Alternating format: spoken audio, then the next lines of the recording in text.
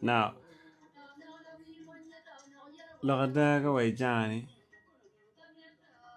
ipega tich ki AI eh sino pa ng'eyo ng'oma iti timone onyo no tich dong bedo tek bori pien loka AI de jani kone dego nyo miero pe wene pe wene ero ti ng'amo miyo chak ki ye now AI ni ma pe wene ni mon timo ng'o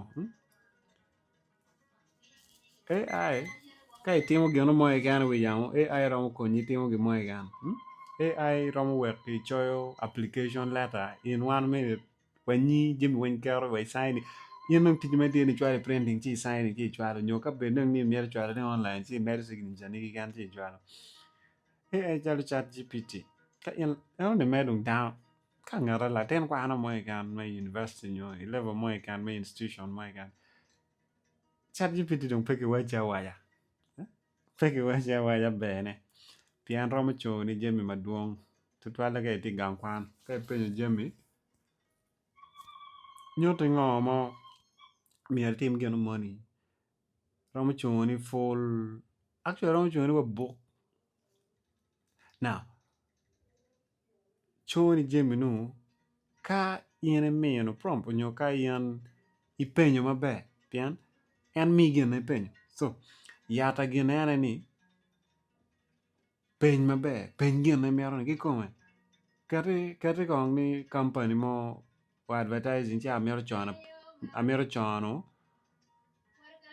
application board ge ami wa won ba amiero tich board now prompt pe miara choni ni mi ache mi ka describe bera nga an la poti kwano gina ko man atimo ko man da tiu ki experience maro man amiero chono application board company ni position ma ko man ite na ne mio no AI ngeo ni ngo ene la podi o kwano gena ko man o tiu dong pe ma ka ran tigi experience i dwe ma ko gena kar ma ko man so mero tich ma ko man ne mio AI tool kita mia kunyi kere ti na wa bible we wa pen wa ki mi so ka yen pe penyo AI pe mi ti na eto AI man ma ira mo penyo ne ki AI man mar oluto da wa be AI wen be miere nen mene ma tim aligning ki jimi ma i miero ka da mi tichi mere me ka miero research kan miero me ngero geno mo ni miero ngero kita geno mo itimo wa chat GPT be ata tenana chat GPT iramo penyo timi geno mo yan okay penetrate that and to me procedure me to that tenana kita AI tiyo kere ano ipenyo ci nyote ci itimo pini abu kwara ga tim kono biyo ga timi jemni pepte petimo kero bad kong wa jago ga simple AI tools chalo chat GPT kade now ne ti advance mabe i chat GPT so mi tami chere cloud kono cloud chere cloud eno ni rombe ni roma ga chat GPT aro anda nano ko item wa nani kumi tem wa pora rio ni ka chat GPT tiyo bore ti ki chat GPT ka cloud tiyo bore ti ki cloud ba jimi ni wanje mabe aro gin na pia ta kana mi nge ngo ma yen kita yi penyo ke ki tools na ni yi bi penyo AI ni ngo bi penyo AI ni ngo ku ti mi ngo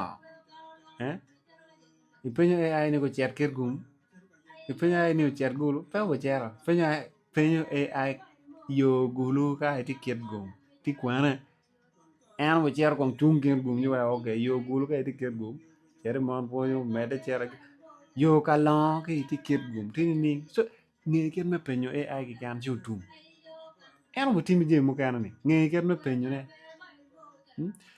AI romo choni CV full CV ka mi prom mabe ka mi ka penyo mabe ke wa an ati kuman ati mo gina kuman ati u karma kuman amir gina kuman amir team kuman amir cho pe jadi ki kan miere pen gini ka chela pen ni ango mabe ka no ni pen ta chere en gena ni search button nyo search ngoni di mako doni loko aloka gi gini Kon roje dogi ni ning pe pa aro loka.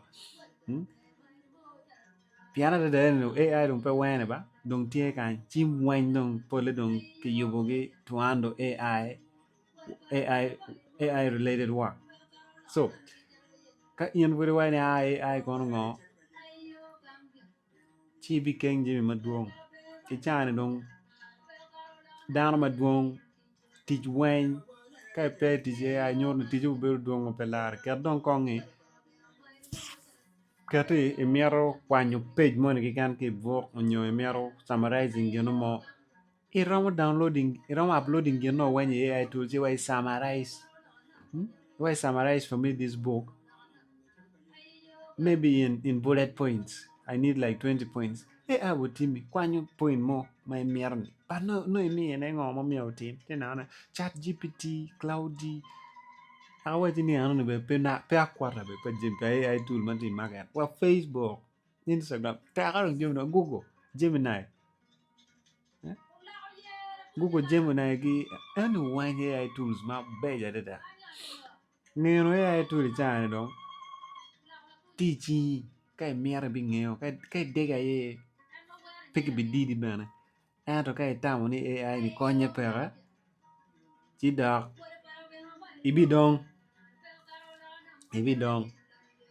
kenen wan yam down share TikTok down share Instagram wata mi down lo bolo wata mi down te bola ine na nga jimini de te ne tenini keta AI be don wadi late ano late ka AI pe pian manya na fun te menu nero ke nero no chat GPT giti updating version wa pa nero ke nero no cloud giti akel version wa de pa pat tian lo kani one right for the process and one don't you want ngi okay meti mo jimini auto saving your time from a lot of things tian na ne saving your time from a lot of things among the simple AI tools, chat GPT take now. Okay, mar designing Jeremy, mar designing. You know I taking age me designing. Cher tiki Canva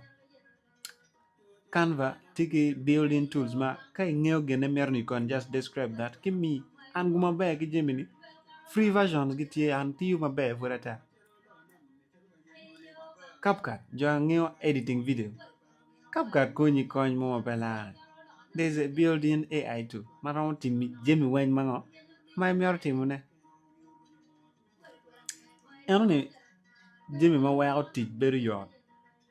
Ento mier nge ngo me miero. Key point, keywords ene mier nge ngo me miero.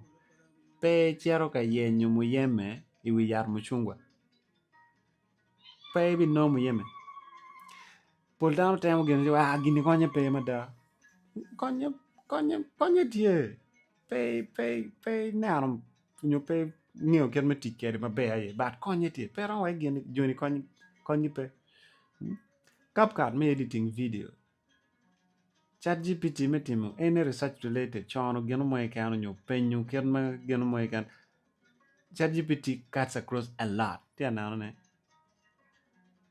Cloudy is like ChatGPT but I think it's deeper. Ko iti free versions the pera ka cholo Gemini.